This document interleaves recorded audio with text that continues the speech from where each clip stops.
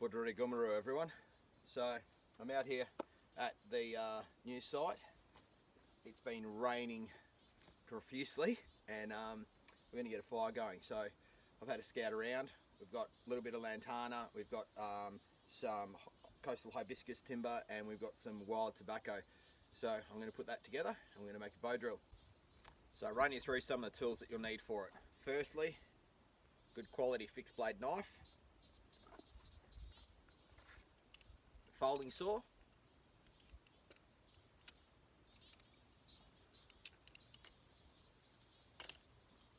length of paracord or tarred bank line, and good quality axe or hatchet.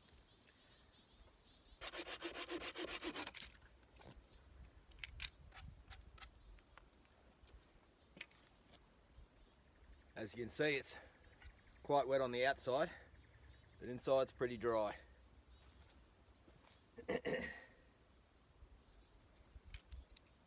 We've got a natural split running through the middle, so what I'll do, get the axe on it, split it lengthwise, and just cut the section off that we need.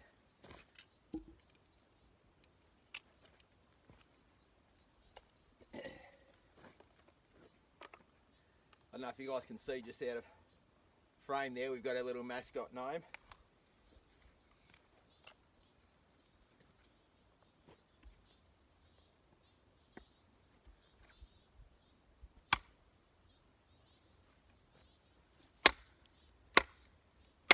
It's a much more controlled way of splitting long lengths as well, as opposed to bringing your axe straight down repeatedly.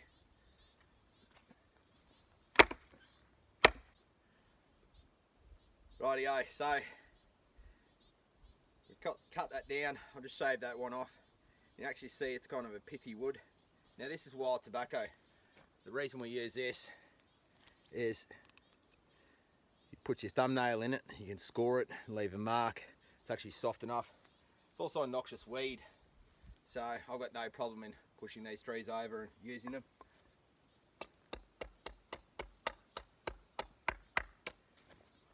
Turn it around so you can see that.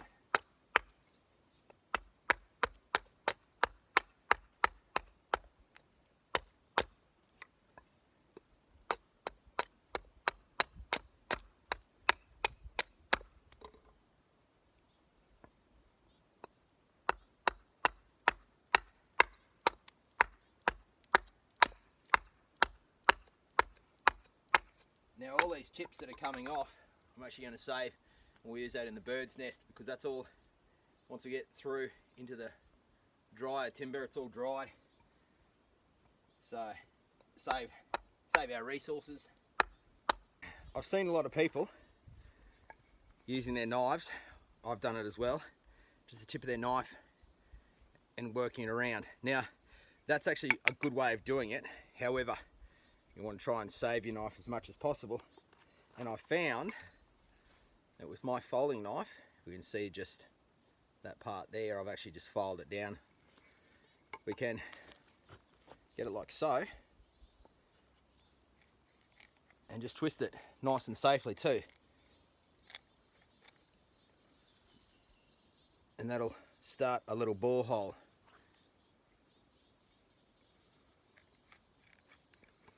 You can also use your axe or the edge of it like so, and that's another really good safe way of doing it.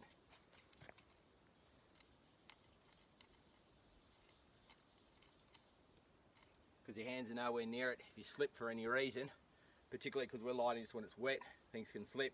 You don't want to cut yourself and have a injury while you're out bush. Alright, now for the spindle. We've got the hearth board shaped up. We'll get the spindle out. This is about the same size as the thickness of my thumb, and ideally a hand's breadth long, but this is a little bit shorter just because the piece that we had in between the branches was a bit straighter at this length.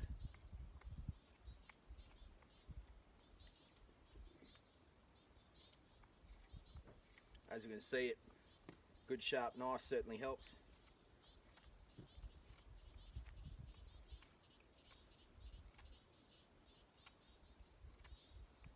what I'm doing is making it like a vampire steak. So sharp at one end, rounded at the other end. We don't have it, you know, like pointy sharp though.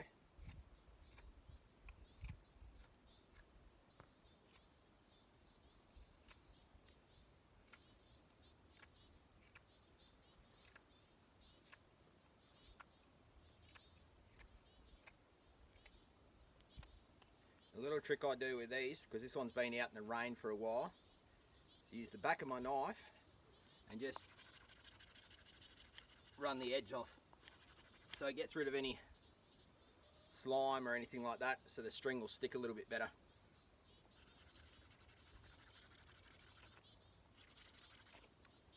There's little things like that that a lot of people miss out on, and they wonder why, particularly in wet weather, it's slipping and sliding.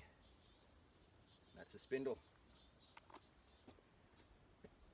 Alright, so all I've done is I've notched both ends, put the loop around one end, then done a timber hitch and bound around it, a little bit of stretch in it. Spindle goes in and rotates around once and just pulls down tight. And you see that's actually started to flex. So what I've done too is with this one, I've got a couple knots on it, I'm not too worried about it, but as long as I don't have knots on the inside, where this will be moving up and down, as long as there's no knots on the inside of it, it's fine. It's got a slight curve in it, and it's from the tip of my finger out to just shy of the centre of my chest. It's always a good length, that way I can get full bow strokes all the way through. Alright, like all things, we occasionally have a bit of a change in plan. I couldn't get the hole deep enough in the red jade, so I found a burl from the gum tree just up on the hillside, and I basically just ground a little notch into it, and that became my bearing block. I've also burnt in, so I've seated in the spindle into the hearthboard, cut a V-notch, and also chamfered the base.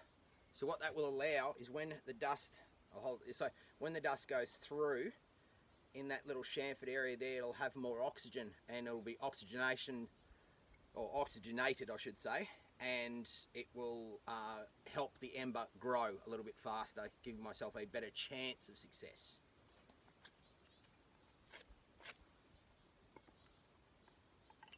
So I've got all this ready. I'll go build my bird's nest. I'll have everything ready to rock and roll, and we'll get it going. Alright, like everything, setting myself up for success. I know that that log's damp, so I put my haversack down. I've got some Utsnia, some cabbage tree fibre, and I've also got some Melaleuca paper bark that I had sitting on a log over there, so it's not getting wet as well.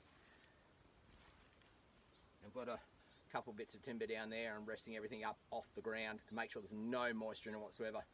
You want to go through this process once and do it once right and once only. Just pulling the fibres apart. Now, when you do this too,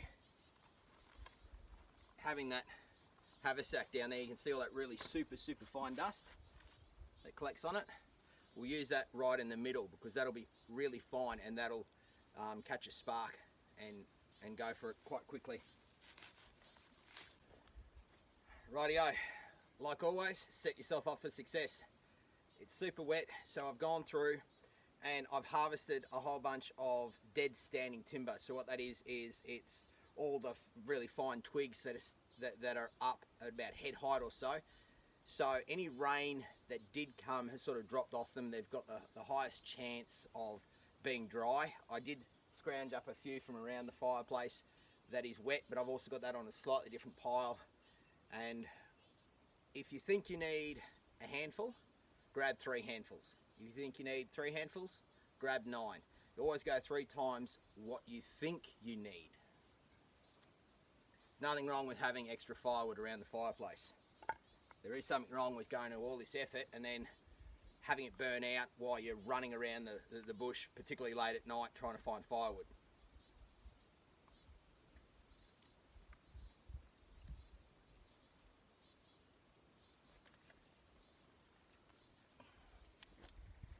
I've got my very important piece of Melaleuca that I'm going to put in underneath it, and that's going to be the welcome mat or the catch mat for the ember.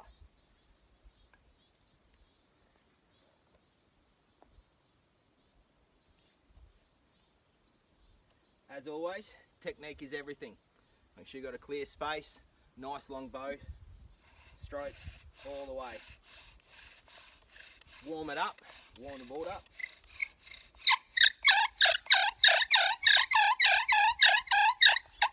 And put a bit of downward pressure.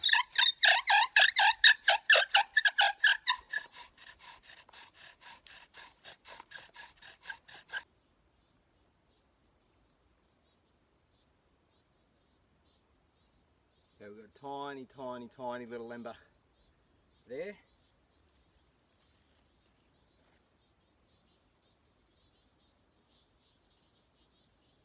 Just going to pop it into our very large bird's nest. Fold it in like a bit of a taco. Find out which way the wind's blowing so the smoke doesn't come back in my face.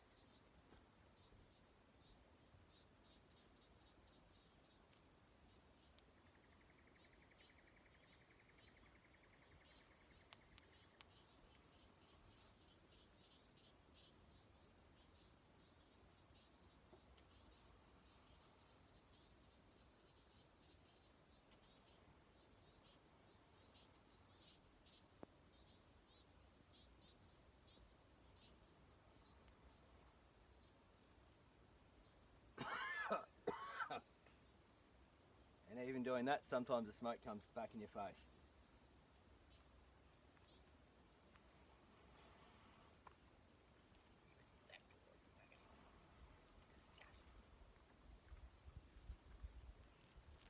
There we go. Fire by friction. We'll pop that down, let the fire go through it and grow up through it. We'll stack some of the other Melaleuca that we've got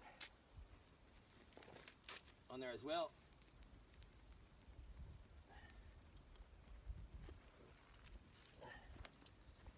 Then we'll actually hold this over the top so it'll dry out as we're doing it.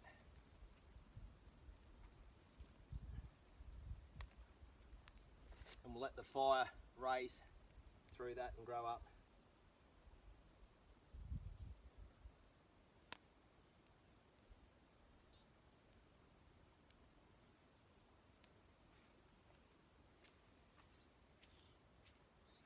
And there you have it, fire by friction.